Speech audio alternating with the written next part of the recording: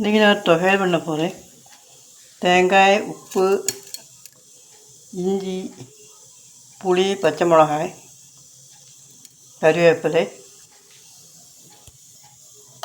பெருங்காயம் இதெல்லாம் மிக்சியில் போட்டு அரைக்கணும்.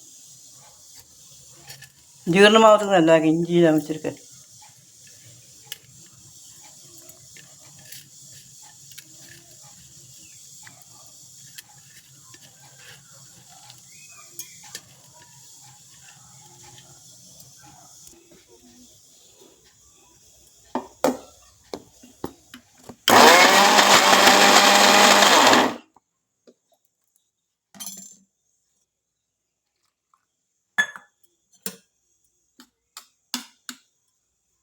இஞ்சி பச்சை மிளகாய் புளி வச்ச தொகையில் ரெடியாக எல்லோரும் லைக் பண்ணுங்க, சப்ஸ்கிரைப் பண்ணுங்க.